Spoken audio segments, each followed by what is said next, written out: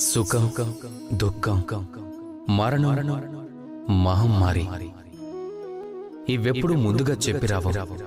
అలానే మనల్ని అడిగి కూడా రావు. అదే విధంగా ఈ జూదం అనే క్రీడ ఒక కారాగారం లాంటిది, ఒక సాలెగూడు లాంటిది.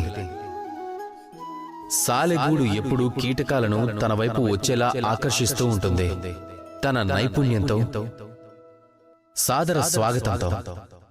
అదేవిధంగా ఈ జూదం కూడా తన వైపు వచ్చేలాగా ఆకర్షిస్తూ ఉంటుంది.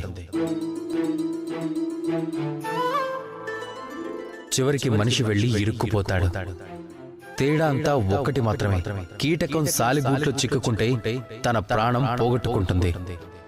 మనిషి ఈ జూదం ఆకర్షణకి లోనైతే తన మర్యాదని, తన ధర్మాన్ని, సర్వస్వాన్ని పోగొట్టుకుంటాడు. తన వివేకాన్ని మర్చిపోతాడు. అందుకే తమ వివేకాన్ని ఎప్పుడూ పోగొట్టుకోకండి. తమరి మనసులో లోభం పుడితే, లౌల్యం పుడితే గనుక మీరు ద్యూతాంగణంలోకి ప్రవేశిస్తే ఒక్క విషయాన్ని గుర్తుంచుకోండి, వెనక్కి తిరిగి రావడం అనేది దాదాపుగా అసంభవం. కనుక ఎప్పుడు వివేకాన్ని మాత్రం వదులుకోకండి. వినాశనం రావటానికి తొలి సంకేతమే మీరు మీ వివేకాన్ని కోల్పోవటం. ఈ సాలెగూడులో పడకండి. మీరు మీ వివేకాన్ని కోల్పోకండి.